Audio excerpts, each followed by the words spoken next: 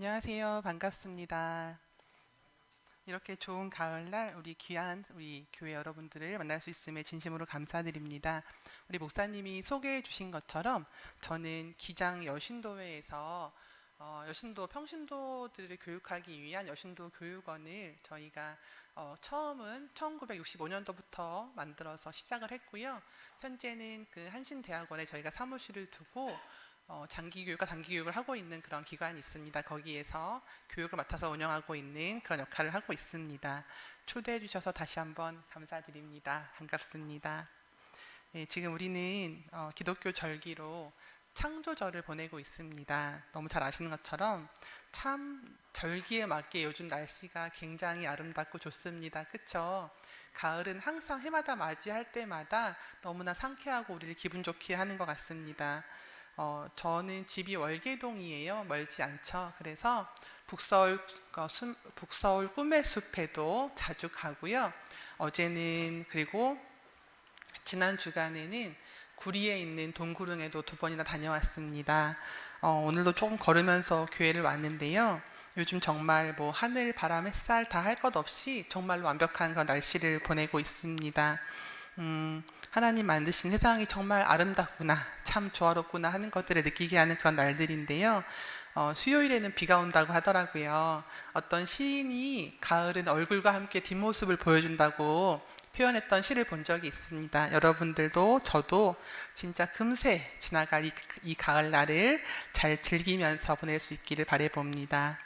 오늘 주보에도 우리 장로님 기도에서도 정말 잘 나와 있는, 오늘은 정말 종교개혁 주일을 맞이했고요. 올해가 제가 알기로는 506주년을 기념하는 그런 것으로 알고 있습니다. 오직 하나님께만 예배드리고 이웃을 사랑하기 위한 우리 기독교 신앙의 그 목적을 잊지 않기 위해서 우리도 해마다 10월 마지막 주가 되면 이렇게 우리가 종교개혁 주일이라고 아예 특별한 주일로 예배를 드리고 있습니다. 잘 아시는 것처럼 루터가 그 시작이 아니라 이미 그 100년 훨씬 전부터 종교개혁 운동이라는 것을 시작한 많은 사람들이 있습니다. 그래도 본격적으로 우리가 종교개혁이 시작되었다라고 그 불을 붙이게 한 것은 루터이기 때문에 그 신학자이고 목사였던 마르틴 루터가 그 면죄부를 판매하는 것을 지금 우리가 생각하면 참 말도 안 되는 거잖아요. 그렇죠? 동전 소리가 땡그랑 들리면 가족이 구원받는다라는 너무나 정말 그런 말도 안 되는 그 이야기를 가지고서 성직자들이 면죄부를 판매하고 또 잘못된 신앙 교육을 통해서 사람들을 호도하는 것에 대해서 분노한 그 목사가 95개의 문장으로 정리해서 비텐베르크 교회 문 앞에다가 딱 그 선언문을 적어 놓은 것을 우리가 기념하고, 그때로부터 우리가 종교 개혁이 시작되었다라고 우리는 보고 있습니다. 아마 혹시 그 95개조 반박문이라고 알고 있는 내용을 다 읽어보신 분 계신가요, 혹시요? 저도 그 내용을 사실은 95개조 반박문은 항상, 왜냐하면 중고등학교 때 역사에 나오잖아요. 그렇기 때문에 그걸 통해서 여러 가지 뭐 인쇄술과 그다음에 르네상스가 시작이 되었고 쭉 배웠기 때문에 항상 들어봤지만, 사실 제가 그 95개조 반박문을 다 읽어본 것은 저도 10년이 채 되지 않습니다. 그 500주년 행사를 할 때 도대체 뭔 내용인지 한번 읽어봐야겠다라는 생각이 들어서 쭉 읽어보았는데요. 사실은 저는 그게 약간 십계명처럼 1조, 2조, 3조 돼가지고 다 하나의 낱개의 문장이라고 생각을 했는데 그렇지는 않더라고요. 몇 개의 주제를 가지고서 그거에 대한 그 주장들이 이어지는 내용이 담겨져 있는데, 우선은 돈을 벌기 위해서 면죄부를 남용하고 죽은 가족까지도 이용해서 돈을 벌려고 하는 그 파렴치한 기독교 성직자들에 대해서 루터가 문제 제기를 하면서 이것을 신학적으로 틀렸다라는 것을 이렇게 요목조목 반박하고 있는 것이 많은 내용들을 대부분 차지하고 있고요. 또 한 가지는 약자들을 돌봐야 하는 종교 지도자와 그 다음에 기독교인들이 삶이 하나님의 가르침과 너무나 다르게 살고 있다. 그런 사랑하는 마음이 식은 우리들의 생활에서 반성하고 회개해야 된다. 라는 내용들이 정리가 된 것이 총 정리하다 보니까 95개조라는 것이 되어서 종교 개혁의 시작을 알리는 것이었습니다. 근데 지금 500년을 지난 지금 돌아봤을 때 사실은 그것이 우리에게도 굉장히 의미가 있는 것이 지금 우리 시대를 돌아보면 그때와 여러 가지 기술과 경제는 발전이 했지만 우리의 신앙이나 그런 단계에 있어서는 여전히 그런 갈등과 고민들을 우리가 가지고 있기 때문에 오늘도 우리가 이 종교 개혁주의를 통해서 다시 한번 우리의 신앙을 점검해보고 내가 어디에 서 있는가를 알아보고 또 하나님과 이웃 사랑에 있어서 부족한 부분이 어디였는가에 대해서 우리가 한번 스스로 점검해보는 그런 의미 있는 날이 아닌가 생각을 합니다. 사실은 종교 개혁이라는 것은요, 이 개혁이라는 단어가 주는 이미지 때문인지 굉장히 조금 파격적이거나 혹은 굉장히 모든 것을 없애고 새롭게 시작한다라는 강력한 느낌이 있는 단어이기도 합니다. 이것을 마치 우리가 혁명처럼 느끼게 되는 그런 약간 좀 오해하게 만드는 단어라고 저는 생각을 하는데요. 한문으로 보면 개혁과 혁명이라는 것은 굉장히 큰 의미를 가지고 다른 의미를 가지고 있다는 것을 볼 수가 있었습니다. 혁명이라는 것은 아예 그거를 새롭게 바꿔서 싹 없애고 전복을 하는 새롭게 만드는 것을 의미한다면 혁명과 달리 개혁이라는 것은 기존의 것들은 유지하면서 낡은 것들을 새롭게 시대에 맞게 바꾸는 것을 개혁이라고 한문으로 구분이 되어 있는 것을 볼 수가 있었습니다. 개혁이라는 그 한문의 단어를 보면은요. 고칠 개, 그 다음에 가죽혁이라는 것을 사용해서 개혁이라고 쓰고 있는데요. 이거를 한문에서 그 부수로 보면은 왜 이렇게 뜻을 알 수가 있잖아요. 부수를 따라서 분석해 보면 개라는 것은 그 자기 자신을 가볍게 아니면 이렇게 건드려서 고친다라는 뜻이 있는 것이 개라는 것이고요. 그 부수를 사용하고 있고요. 혁이라는 것은 가죽을 고치는 것을 말하는 겁니다. 그러니까 가죽을 새롭게 고쳐서 입는 것을 말하는 것인데 당시 이제 한문이 만들어질 시대에 이 개혁이라는 의미의 단어를 보면 그 옷이라는 것이 당시에는 신분을 잘 보여주는 신분 계급을 한눈에 보면 이 사람은 무슨 계급이구나 알 수 있는 것을 볼 수가 있었는데요. 그렇기 때문에 아예 그 옷을 고쳐서 가죽 옷을 갈아입는다, 바꿔 입는다라는 것은 다른 계급, 다른 신분이 된다는 것을 말하는 것이기 때문에 그것이 개혁이다라고 이렇게 표현했다고 합니다. 재미있는 것은요. 그 개혁이라는 한자의 의미와 제가 오늘 함께 읽은 본문 말씀에서 가죽옷이 등장을 하거든요. 거기에서 어떻게 보면은 앞에 부분은 굉장히 하나님께서 그 약속을 지키지 않은 아담과 하와에게 이러한 이런 것들이 있을 것이다 라고 말씀을 하시고 나서 거기에 대해서 아담이 이제 하와에 대해서 이제 모든 것의 어머니가 되었다라고 하면서 마지막에 뭐라고 한 문장이 딱 되어 있냐면 하나님께서 가죽옷을 지어서 입혀주셨다 라고 되어 있는 그 말씀을 함께 보고 싶었던 건데요. 여호와 하나님께서 사실은 에덴 동산에서 쫓겨나는 이들에게 그들이 가진 것을 정말 다 뺏어서 이런 잘못한 것에 반성을 하고 회개해라 하고선 정말 우리 왜 혼내듯이 애들 왜 이렇게 오줌 싸고 그러면 옷 다 벗겨서 나가서 잠깐 창피 당해봐 정신 차리지 이런 것이라고 전 그동안 생각을 했었는데 그게 아니라 마지막에 보면 아담도 하나님의 뜻을 깨달아서 하와에게 이름을 새로 지어주고 그 다음에 거기에 하나님께서 마지막에 어떻게 하셨냐고 되어 있냐면 다 뺏는 것이 아니라 오히려 새롭게 가죽 옷을 만들어서 입혀주셨다라고 되어 있는 것을 볼 수가 있습니다. 이렇게 한자에서도 가죽 옷을 통해서 신분의 변화가 생기는 것을 개혁이라고 표현한 것처럼 아담과 하와도 그 에덴 동산을 떠날 때 완전히 다른 이로 바뀌어야 할 때라는 것들, 내가 바뀌어야 되는 때라는 것, 아프지만 성장하고 한 걸음 나아가야 된다는 것, 아담과 하와에게 정말 개혁이 필요한 때라는 것, 그리고 하나님께서도 정말 호흡을 넣어서 너무나 기쁘다 즐겁다 하시면서 아름답게 만든 그 사람이었지만 그럼에도 불구하고 그들을 보내고 있지만 그 속에서 마지막에 보이는 것처럼 여전히 사랑하는 마음, 안타까운 염려가 이 말씀 중에 그 마지막 한마디에 가죽옷을 지어 입혀주신 하나님의 사랑을 통해서 드러나는 것인가 아니라는 생각이 들어서 이 말씀을 함께 정하게 되었습니다. 이 말씀 앞에 있는 창세기 앞부분을 보면 3장 7절 말씀에 이런 말씀이 있습니다. 아담과 하와가 스스로 자신들의 죄를 인식한 후에 한 것이 뭐냐면요.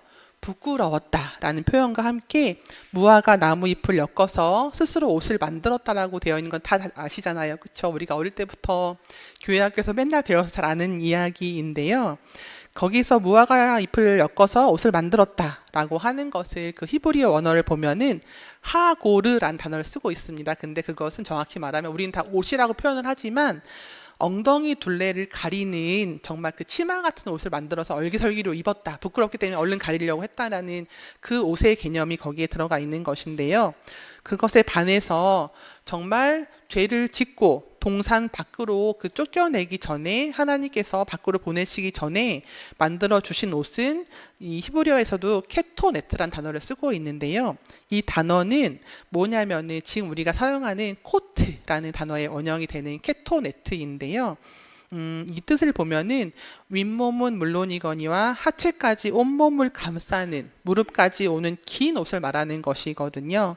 하나님께서 비록 밖으로 내보내고 있지만 그 중에도 정말 질긴 짐승의 가죽옷으로 옷을 만들어서 거칠은 세상에서 따뜻하게 체온을 보호해야 한다. 그리고 혹시 모를 거친 것들로부터 거친 들짐승들과 여러 가지 나무와 땅에 거친 것들로부터 너희들을 보호해 주겠다라는 뜻으로 그 옷을 입히셨다는 것을 오늘 말씀에서 볼 수가 있었습니다. 그리고 또 한 가지는 우리는 그냥 한 문장으로 가죽옷을 지어 입혔다라고 되어 있는데 이것 단어를 분석해 보면 굉장히 재미가 있더라고요. 지어 입히셨다라는 이 성서 구절의 의미를 보면은요, 그 원문에 보면은 추우니까 옷 하나 입어라 이런 정도의 어떤 그런 표현이 아닙니다. 하나님께서 손수 만드시고 입혀주시는 그 과정을 이 문장에서 잘 드러내고 있는데요. 이 성서를 쓴 기자는 그래서 이 문장을 구분해서 사실은 우리는 한 문장이지만 두 개의 문장으로 되어 있는 거거든요. 그가 만드셨다. 그리고 그가 입히셨다. 이렇게 분리해서 이것을 강조해서 일부러 문장을 쓰고 있습니다. 여기에서 그 지었다, 옷을 지어주셨다라고 할 때 그 지어라는 단어는 우리가 그냥 뭘 만들 때 가볍게 쓰는 동사가 아니라 어디에 한번 나오냐면요. 하나님께서 천지를 창조하셨다, 보시기에 좋았다 할 때 그 만들었을 때 나오는 그 동사 아싸라는 동사가 있습니다. 그거를 사용하고 있는데요. 하나님께서 이 둘에게 가죽옷을 지어주신 일이 어떻게 보면은 그냥 정말 가볍게 하나를 준 것이 아니라 다시 한번 너희에게 개혁할 수 있는 시간을 주겠다라는 의미 속에서 천지 창조를 할 때처럼 정말로 정성을 다해서 그 만들어 입히는 정말 그것과 천지 창조와 같은 급의 동사를 쓰고 있는 굉장히 중요한 의미를 둔 행위라는 것을 우리가 조금 유의 깊게 볼 필요가 있습니다. 게다가 이 아싸라는 동사의 형태가 우리는 그냥 과거, 현재, 미래 정도의 표현을 동사로 할 수 있다면 히브리어에서는 9가지의 형태가 있습니다. 정말 너무 다양해서 공부할 때 굉장히 어려움이 있는데 히필이라는 사역형으로 이거를 쓰고 있거든요. 저도 어려워서 막 찾아봤더니 어떤 거냐면 누가 시켜서 예를 들면은 거기 있어라 라고 하는 것은 내가 말하지만 거기에 스스로 있어라 라고 하나님 표현하시는 건데 여기서는 그게 아니라 하나님께서 스스로 내가 원해서 내가 내 몸을 사용해서 사역형으로 내가 스스로 그것을 주도하고 내 뜻대로 하였다라는 것이 동사 형태라는 것을 보면 이 21절 정말 한 문장이지만 그 말씀을 통해서 정말 어떻게 보면은 그동안은 너무 잘못했지만 가혹하다 싶을 만큼 쫓겨나는 그 상황이 힘들고 어렵고 추방의 공포를 담은 이야기였다면 이제는 조금은 다르게 새로운 삶을 통해서 너의 그거 삶을 개척해라라는 하나님의 그 개혁의 정신이 여기에 들어있는 것이라는 것을 우리가 이 말씀 통해서도 볼 수가 있겠습니다. 500년 전 이야기로 다시 한번 돌아가 본다면 기독교가 해야 할 가장 기본적인 것이 있습니다. 우리가 많이 알죠. 하나님 사랑, 이웃 사랑이라고 표현을 하는데 정말 간단한 어떻게 보면 복음의 진리인 이 두 가지가 지켜지지 않아서 종교를 정화하기 위해서 이 종교 개혁이라는 것은 시작이 되었습니다. 그래서 종교 개혁이 처음 시작할 때 거기 구호 중에 맨 처음 나온 것이 하나가 아드 폰테스라고 이제 라틴어를 쓰고 있는데요. 처음으로 돌아가라 라는 뜻입니다. 여러분, 처음으로 다시 돌아가야 한다. 우리 종교 개혁은 새로운 걸 새롭게 만들어내는 것이 아니야. 하나님 주신 처음으로 돌아가야 한다라는 것이 이 종교 개혁의 의미였습니다. 아예 없던 새로운 것이 아니라 이미 우리가 알고 있는 것, 성서에서 이미 수없이 알려주고 계신 것들을 다시 확인하고 점검하는 것, 우리가 쉽게 말하는 처음 마음을 회복하는 것이 바로 우리 그 개혁이라고 할 수가 있겠는데요. 이거를 조금만 더 신앙의 언어로 표현을 해보고 싶습니다. 기독교적인 언어로 말을 해본다면 우리 신앙에 있어서 정말 올바른 개혁이라는 것은 하나님을 두려워하는 마음을 다시 회복하는 것이라고 저는 표현을 하고 싶습니다. 종교개혁 당시 아까 그 95개조 반박문에 나온 것처럼 가장 문제가 된 것은 결국은 성직자들을 비롯한 기독교인들이 하나님보다 돈을 택했기 때문에 벌어진 그런 참사라고 볼 수가 있겠습니다. 또 짧은 것이 아니라 몇백 년 동안 그 이루어진 그런 하나님보다 돈이, 다시 말하면 살아가면서 나한테 하나님보다 더 돈이 필요해, 하나님보다 돈이 더 세 라고 믿었기 때문에 결국은 하나님을 두려워하지 않고 그런 말도 안 되는 것들을 진행할 수 있었던 것이 아닌가 생각을 합니다. 지금도 여전히 우리 사회에서 우리 기독교인들이 겪고 있는 어려움들 중에 돈이라는 것은 정말 큰 고민이 되고 거대한 어떤 그 만몬 같은 것인데요.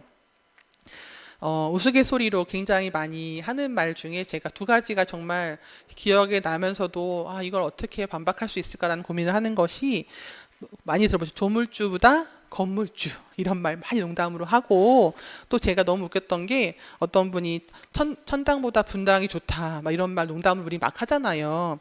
이런 표현들이 정말 넘쳐나는 이런 세상 속에 살면서 우리가 참 하나님을 의식하면서 두려워하며 살아가는 것이 정말 굉장히 많은 노력이 의식적으로 필요하구나라는 것을 느낄 수가 있었습니다. 성서에서 그 답을 찾고 싶은데 성서에서 보면은 굉장히 신기한 일들이 많이 있는 것을 볼 수가 있는데요. 우선은 태어나는 것들은 다 죽이라고 명령하는 정말 그 큰 태양의 신 파라오라는 그 왕의 명령, 정말 그 거친 폭압 속에서도 정말 어떻게 보면은 노예 주제에 히브리 산파들이 정말 노예 중에 한 명, 그것도 여성 주제에 태어나는 아이들을, 그 아들들을 죽이지 못하고서는 살려내잖아요. 성경에서 보면요. 그녀들은 어떤 막 우리가 없는 특별한 용기를 가졌고 너무나 막 신앙이 깊었다고 저는 생각하지 않습니다. 그 여인들이 정말 성경에서처럼 어떻게 보면 한낱 파리 목숨 같은 노예 주제에 아이들을 그렇게 살려내고 할 수 있었던 것에는 바로 이집트 왕보다 나는 하나님이 더 무서워 라는 마음이 한켠에 있었기 때문에 얘도 무섭지만 이분이 더 무서워 라는 그 어떤 신앙의 결로가 있었기 때문에 그 결단 속에서 그렇게 생명들을 살릴 수 있는 용기가 있지 않았을까라는 것을 저는 거기서 하나 답을 찾을 수가 있었고, 또 하나는 기생 라합이라는 여인을 통해서도 볼 수가 있었는데요. 사실 히브리 산파나 이 라합도 어떻게 보면 굉장히 사회에서 약자들이잖아요. 이 라합이라는 여인이 그 모세가 보낸 정탐꾼들을 받아들여서 심지어 그들을 숨겨주고요. 거기서 끝이 아니라 그 사람들을 찾으러 온 군인들한테 거짓말까지 합니다. 그렇죠, 여러분? 따돌리잖아요. 저쪽으로 간 것 같다고.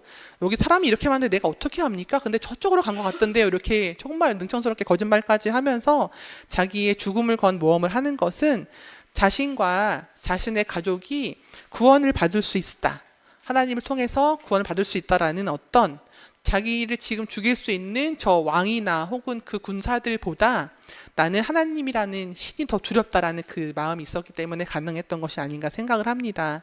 라합은 당시에 기생이라고 우리가 표현하는 그 성매매 여성들이 두 가지 종류가 있었다고 합니다. 하나는 성전에서 풍요의 신을 모시는 그것이 있었고, 또 하나는 정말로 성매매 여성들이었는데 사회에서 정말로 약자이고 우리가 흔히 말하는 천민 같은 정말 그런 낮은 직업의 여인이었는데, 그 여인이 정말 그 한마디면 군인들이 그 여자 하나 죽이는 게 뭐가 어렵겠습니까? 그럼에도 불구하고 내가 지금 믿는 신보다 지금 사실은 저기 사막을 떠돌고 있는 그 히브리, 어떻게 보면 그냥 그 군중이잖아요. 그 사람들에게 들려온 그 소문을 듣고서 그 히브리 민중의 신이 훨씬 더 강력하다는 것을 들었고 그것을 믿었기 때문에 어떻게 보면은 죽음을 넘어선 그런 선택을 할 수 있었던 것이라고 생각을 합니다. 사실 지금 우리 세상이 정말 돈이 너무나 강력하잖아요. 돈 하나 없으면, 혹은 카드 하나 없으면 정말 버스도 탈 수 없고, 아니면 돈 하나 없으면 뭐 하나 정말 할 수 없는 너무나 이제 힘을 가진 세상에 살고 있는데요. 우리 아이들이 어떻게 보면은 뭐 미래의 꿈이 옛날에 뭐냐라고 했다라면은 지금은 오히려 뭐 유튜버, 연예인 혹은 막 농담처럼 막 저는 건물주 아들이 되고 싶어요 막 이런 것처럼 너무나 우리가 이렇게 돈이라는 것에 대해서 맹목적으로 우리가 지지하고 기대해 살고 있는 삶을 살고 있는 것이 아닌가 반성을 좀 해봐야겠습니다. 우리가 돈에 지지 않는 삶을 살아야 하는데 저는 우리 교회 공동체가 그런 경험을 하는 훈련을 하는 곳이 아닌가 생각을 합니다. 어느 날 제가 이렇게 저희 교회에서 사람들이 헌금하는 걸 봤는데요. 헌금하면서 사람들이요. 아, 나 진짜 하기 싫어. 말면서 억지로 뺏기듯이 한 사람이 아무도 없어요, 여러분. 저게 어느 날 그게 너무나 놀라운 신앙의 신비로 느껴지는 거예요. 왜냐하면 헌금을 드린다는 것은요. 세상에 있는 사람들은 절대 이해할 수 없는 우리들만의 기쁨이고 즐거움이거든요. 신앙의 놀라운 신비인데요. 내가 가진 것 중에서 일부를 하나님께 기쁨으로 드릴 수 있고 또 그 헌금을 통해서 우리 이웃들에게 구제할 수 있다는 그 신비하고 행복한 경험들을 우리는 지금 여기서 하고 있는 것입니다. 내 것을 덜어내면서 행복을 느끼는 사람들은 사실 많지 않거든요. 우리는 그런데 이렇게 교회에 모여서 행복을 느끼고 신앙의 신비를 경험하는 것처럼 우리가 이런 훈련들을 통해서 삶 속에서 어떻게 보면은 신앙으로 만몬을, 돈을 이겨내는 그런 경험을 하고 있는 것이고 그 힘으로 세상에서 싸울 수 있는 것이 아닌가라는 굉장히 놀라운 저에게는 깨달음이 있는 그런 시간을 제가 보낸 적이 있습니다. 또 두 번째로는 이 말씀은 꼭 드리고 싶었어요. 우리가 개혁을 할 때는 우리가 가죽옷을 지어 입히시는 하나님의 마음처럼 해야 한다는 것입니다. 우리가 개혁해야 돼 라고 딱 말을 하면 제 말투부터 그렇잖아요. 정말 무자르듯이 땡강 뭔가 이렇게 잘라내고 공장에서 물건 만들듯이 틀에 박히고 마음에 안 드는 것, 잘못된 것, 그 오차를 조금 벗어났다 싶으면은 그것에 대해서 한치의 망설임도 없이 정말 딱 쳐내고 잘라버리고 하는 것이 저는 개혁은 아니라고 생각을 합니다. 오히려 어떻게 보면은 그 존재들에 대해서 인정을 해주고 하나님께서 하신 것처럼 모른 척하고 받아 안아주고 다시 살아갈 수 있도록 기회를 주는 것이 우리가 보면 어떻게 보면 개혁의 진정한 의미라고 할 수가 있겠는데요. 그렇기 때문에 개혁이라는 것은 강자가 약자에게 개혁해 라고 강요하는 것이 아니라 오히려 강자가 자신의 힘을 가지고 배려를 함으로써 약자를 살려내는 것이 그것이 개혁의 시작이 아닐까라는 것을 우리가 기억해 보면 좋을 것 같습니다. 다시 이집트의 이야기를 하고 싶은데요. 이집트라는 나라 여러분 지금도 여전히 그게 막 이렇게 발굴이 되고 있을 만큼 굉장히 크고 강력한 국가였잖아요. 정말 큰 왕국이었고 긴 역사를 가진 왕국이었습니다. 그 큰 나라에서 정말 이스라엘 민족이라는 그 작은 민족 하나를 품어내지 못하고 저것 봐 쟤네들 점점 민족이 커지고 있어 많아지고 있어 라고 그 세력을 두려워하면서 세상에서 가장 약자인 아기를 죽이잖아요, 여러분. 굉장히 잔인하고 정말 어떻게 보면 몰상식한 그런 어떤 사람이 하지 말아야 될 방법으로 그들의 역사를 아예 지워버리려고 하는 그런 것들을 하고 있는데 역으로 히브리 사내 아이를 다 죽이는 잔인한 방법으로 자기 나라를 지키려고 했던 이집트는 그것과 같은 방법으로 자신들의 아들들을 잃게 되면서 패배를 맛보게 됩니다. 역설적이게도 하나님께서는 그 일하시는 방법이 또 그렇게 엄혹한 분위기를 만들었던 그곳에서 그 나라의 공주를 통해서 다시 개혁이라는 것을 만들어내시는 분이라는 것을 성경에서 볼 수가 있었는데요. 이 바로 왕의 딸이라고 나와 있는 공주의 이름은 나와 있지 않지만 역사적으로 보면은 혼자 우남 동료 공주로 굉장히 귀하는 그렇게 보면은 큰 역할을 차지하고 있다고 볼 수 있는 그렇게 드러나는 그 하나의 공주가 있습니다, 여러분. 그 사람이 맞는지 모르겠지만 성경에 보면은 공주가 우연히 강가에 나왔는데 물에 뛰어 있는 바구니를 보고서 그것이 궁금해서 그것을 갖다 보고서 그 안에 봤더니 누가 있었죠? 모세가 있었죠. 맞아요, 여러분. 아마 여러분 우리가 그렇잖아요. 아마 저는 공주도 그랬을 것 같아요. 물에 띄어져 있는 바구니를 보면서 거기에 아이가 들어있다고 하면 여러분 누가 봐도 분명히 히브리 노예가 자기 아이를 어떻게든 살려보려고 해서 그냥 나무 바구니를 막 이렇게 물이 안 새게 해서 거기다 버린 것이 아니라 정말 어떻게 보면 생명으로 띄어서 보낸 거죠. 누군가 살려달라는 그 SOS와 같은 그 요청이었기 때문에 누가 봐도 히브리 노예가 버린 아이이고 또 누가 보아도 멀리서 지켜보고 있다가 뛰어온 그 소녀가 누가 봐도 누나인 걸 알잖아요. 그쵸? 그 아이를 살리고자 지켜보던 소녀가 누나라는 것을 알고 있고, 또 그 소녀가 데리고 온 유모라는 사람이 사실은 엄마라는 것을 우린 누구나 다 알고 있잖아요. 이렇게 공주는 오히려 법을 지키지 않은 이 가족들에게 가혹한 처벌을 내리면서 자기의 어떤 권위를 드러낸 것이 아니라 오히려 돈을 주면서 집으로 데려가서 아이가 성장할 때까지 키워라 라고 해서 정말 정당하게 당당하게 그 아들을 키워낼 수 있도록 이 가족들에게 허락해 주는 것을 우리 성경에서 볼 수가 있습니다. 이스라엘 백성의 그 지도자를 키워내는 하나님의 방법이 바로 이런 방법이신데요. 다 이렇게 보면 아시겠지만 우리가 이 어떤 짐을 쌀 때요, 여러분, 예를 들어서 아주 딱딱하고 큰 네모난 상자가 있을 때 여러분, 그거를 가방에 담아서 넣어서 가져가면 딱 쉽지만 생각보다 가방과 그 짐의 사이즈가 맞지 않으면 그것을 넣어서 이렇게 딱 가지고 가는 것은 굉장히 쉽지 않은 일입니다, 여러분. 그렇죠? 그럴 때 필요한 게 바로 뭐냐면 보자기만큼 좋은 것이 없습니다. 저도 이사하거나 아니면 저희 어머니의 지혜를 통해서 배우는 것이 아무리 이렇게 하고 저렇게 하고 이렇게 해도 안 들어가는 것은 보자기에 담으면 우리가 손쉽게 그것들을 이렇게 옮길 수가 있는 그것들을 볼 수가 있는데요. 정말 각지고 모나고 뾰족한 것들도 잘 덮어주고 잘 감싸주고 이렇게 끝만 서로 맞닿을 수 있으면 그것들을 연결해 주는 것이 바로 보자기 같은 것이라고 볼 수가 있겠습니다. 개혁은 이 보자기 같은 거라고 저는 생각을 하는데요. 정말 막히고 딱딱한 것이 아니라 경계와 경계 사이를 어떻게 보면 이어주고, 보자기처럼 이렇게 생긴 거 저렇게 생긴 거 긴 거 짧은 거 동그란 거 네모난 거 세모난 거 다 이렇게 감싸줄 수 있는 것, 그렇기 때문에 다 잘못된 것들을 잘라내고 없애버리고 죽이고 이러는 것이 아니라 생명을 살리고 키우고 이렇게 하는 것이 신앙에 있어서 어떤 개혁을 하는 지혜로운 방법이 아닐까라고 생각을 합니다. 이제 좀 정리를 하려고 합니다. 설교를 할 때 여러분, 제가 많이 부족해서 그러겠지만 설교를 할 때 특별한 주간은 조금 더 어렵습니다, 여러분. 그냥 아무런 어떤 그것이 없는 주간에 오면은 조금 더 편한 마음이겠지만 교회에서 이렇게 종교 개혁 주일이라고 타이틀이 딱 붙어 있으면 어떤 말씀을 준비해야 하나 굉장히 어려움이 있고요.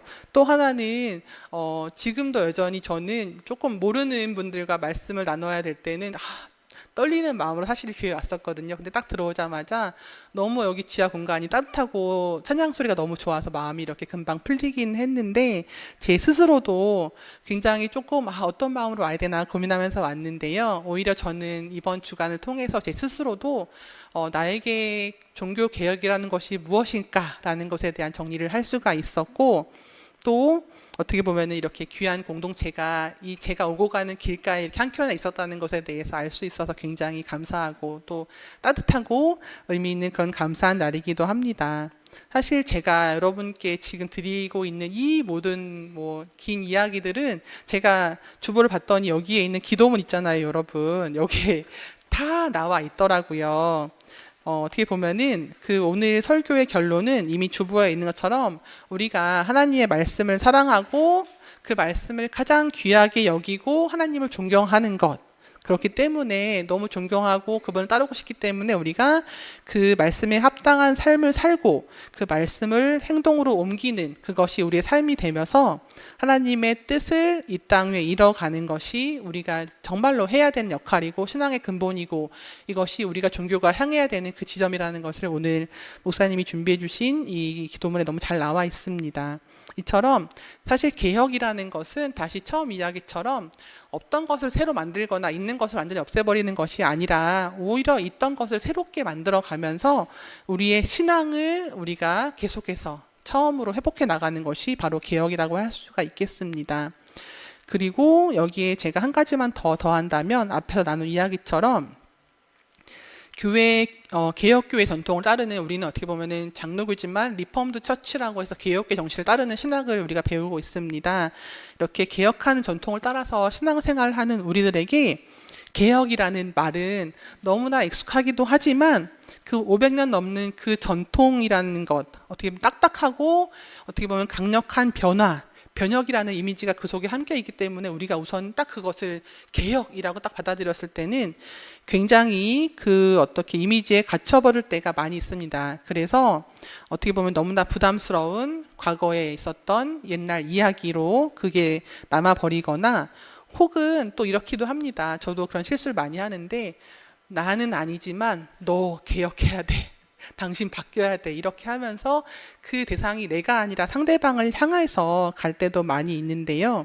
하지만 개혁이라는 것은 우리가 계속해서 말하는 것처럼 신앙의 기본에 충실하기 위해서 매일매일 우리 스스로를 개혁해 나가는 거거든요. 우리가 스스로 내가 정말 나 스스로를 신앙 안에서 개혁하고 있는가를 확인하며 사는 것이 종교 개혁의 어떻게 보면은 중요한 의미라고 생각을 하고요. 그것을 조금 더 풀어서 말한다면, 우리가 결국 신앙이라는 것은 나와 하나님의 단독자로 서는 문제잖아요. 내가 하나님 앞에서 정말 기독교인으로서 부끄러움이 없는가, 내가 하나님 앞에서 매일매일 잘 살고 있는가라는 것을 우리가 스스로 매일매일 느끼면서 그거에 대한 것들을 개혁해 나가는 것이 바로 우리가 돼야 되는 것이고요. 또 한 가지는 우리가 거울 앞에서 내 눈에서 바라보듯이 우리 이웃들을 바라봤을 때에 그 이웃들에게서 그리스도의 눈을 발견하고 있는가, 내가 정말 그들을 나의 이웃이라고 고백하는 것처럼 진심으로 우리가 그리스도인으로 대하고 있는가에 대한 것들을 발견하는 것이 바로 우리가 스스로 개혁하는 것이 아닌가 생각을 합니다. 그렇기 때문에 우리가 세상에서 정말 그 만몬이라는 돈을 우리가 어쩔 수 없이 따르고 살다가도 문득문득 맞다, 하나님을 두려워해야지 라는 것을 우리가 깨닫게 되는 것이고, 경쟁 속에서 지치고 힘들고 누군가가 버겁고 옆에 없었으면 좋겠고 하다가도 이웃에게는 하나님께서 하신 것처럼 가죽 옷을 지으시고 감싸시는 하나님의 그 마음으로 우리가 보자기 같이 덮어주고, 또 어떨 때는 감싸주고 유연하게 이렇게 끝에서 끝을 경계를 이어주기도 하는 이런 역할들을 하는 것이 바로 다시 신앙에 우리가 이만큼 잘못된 길을 갔다면 다시 이 자리로 돌아오고, 갔다가 다시 돌아오고 하는 것이 바로 우리가 그 처음에 신앙의 그 자리로 가는 것이 종교 개혁의 의미일까라는 것을 생각을 해봤습니다. 그 기독교 영성가 중에 에카르트라는 사람이 있는데요. 이 사람은 뭐라고 표현했냐면, 신앙인은 매일매일 젊어진다고 했습니다, 여러분. 왜냐하면 우리의 육신은 늙어가지만 우리는 하나님 안에서 어제보다 매일매일 새로워지고 있기 때문에 우리는 하나님 안에서 매일매일 젊어진다고 했습니다. 우리 종교 개혁 주일인데요, 여러분. 저와 여러분들이 하나님과 내 사이에서 우리가 단독자 앞에, 신 앞에 섰을 때 정말 부끄럽지 않은 삶을 살고 있는지를 매일매일 확인하는 것이 그 종교 개혁 주일의 의미가 아닌가라는 것을 잊지 않고 살아가면 좋을 것 같습니다. 함께 기도하겠습니다.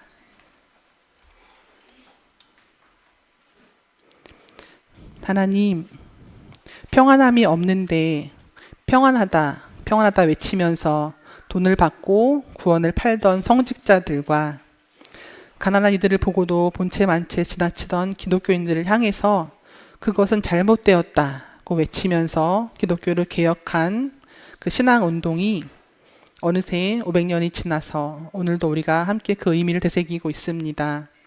저희들 이번 한 주를 보내면서도 내가 서 있는 곳이 어디인지 다시 한번 확인하는 그런 시간이 되길 원합니다.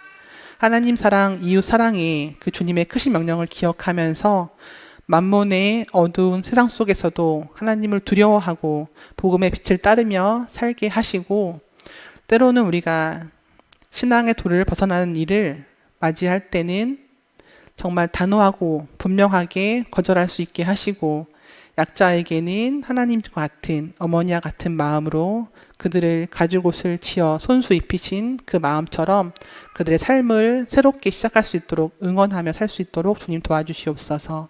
그런 저희가 될 수 있도록 주님께서 힘과 용기와 지혜 주시옵소서. 우리의 좋은 친구이신 예수님의 이름으로 기도드립니다. 아멘.